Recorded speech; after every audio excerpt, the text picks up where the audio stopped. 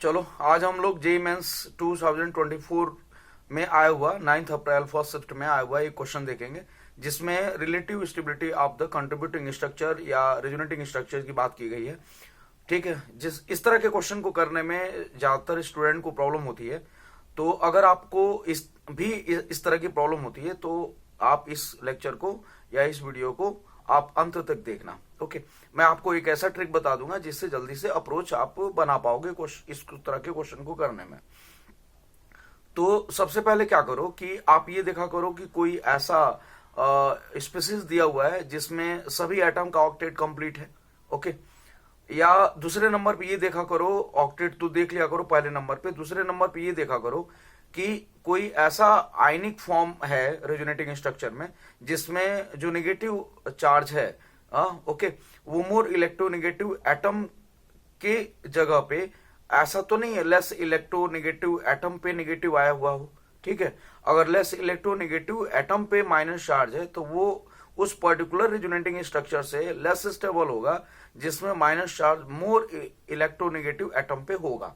Okay, तो अगर मैं इसको बेसिस बनाऊं अपने इस क्वेश्चन को सॉल्व करने के लिए, तो यहाँ पे ये जो नेगेटिव चार्ज अपीयर हो रहा है वो लेस इलेक्ट्रोनेगेटिव एटम पे अपीयर हो रहा है, जबकि यहाँ पे जो नेगेटिव चार्ज अपीयर हो रहा है वो कंपेरेटिवली मोर इलेक्ट्रोनेगेटिव एटम पे अपीयर हो रहा है।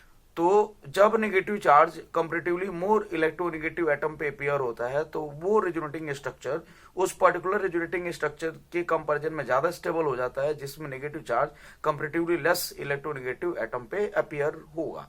ओके, तो अगर इसमें सेकंड और थर्ड में मैं देखूं कि कौन सा ज्यादा स्टेबल है तो सेकंड वाला थर्ड के कंपैरिजन में ज्यादा स्टेबल हो रहा है। ओके, सेकंड वाला थर्ड के कंपैरिजन में ज्यादा स्टेबल हो रहा है। ओके, तो मेरे अगर इस तरह के ऑप्शन में देखूं तो थर्ड वाला इसमें सेकंड के कंपैरिजन में ज्यादा स्टेबल बोल रहा है, तो बी वाला तो आंसर नहीं होगा। ओके, और यहाँ पे दे रहा है सेकंड वाला थर्ड के कंपैरिजन में ज्यादा स्टेबल हो रहा है। सेकंड वाला जो है आयनिक फॉर्म है। ओके, और फर्स्ट वाले में सभी एटम का ऑक्टेट कंप्लीट हो रहा है एक्सेप्ट हाइड्रोजन, हाइड्रोजन का डुप्लीट कंप्लीट होता है। तो ये न्यूट्रल मॉलिक्यूल आयनिक फॉर्म के कंपैरिजन में मोर स्टेबल होगा यहाँ पे। ओके, तो फर्स्ट वाला ज्यादा स्टेबल होगा सेकंड के कंपैरिजन में, सेकंड वाला ज्यादा स्टेबल होगा थर्ड के कंपैरिजन में। तो फर्स्ट मोर स्टेबल है comparison to second, second is more stable in comparison to third. Okay, तो इस तरह का अगर अप्रोच आप लोग डेवलप करते हैं तो आप लोगों का जो क्वेश्चन होगा वो हो पाएगा। ओके, एक बार मैं और इसको रिपीट कर दे रहा हूं। आप जब अप्रोच डेवलप किया करो तो सबसे पहले आप ये देखा करो कोई ऐसा तो नहीं है न्यूट्रल स्पीसीज दिया हुआ है और न्यूट्रल स्पीसीज में सभी एटम के ऑक्टेट कंप्लीट हो रहे हैं। हम जानते हैं कि हाइड्रोजन का डुप्लेट कंप्लीट होता है, तो यहाँ पे कार्बन और ऑक्सीजन का ऑक्टेट कंप्लीट हो रहा है, हाइड्रोजन का डुप्लेट कंप्लीट हो रहा है। तो इसलिए फर्स्ट वाला जो स्ट्रक्चर है वो सेकंड और थर्ड के कंपैरिजन में ज्यादा स्टेबल होगा।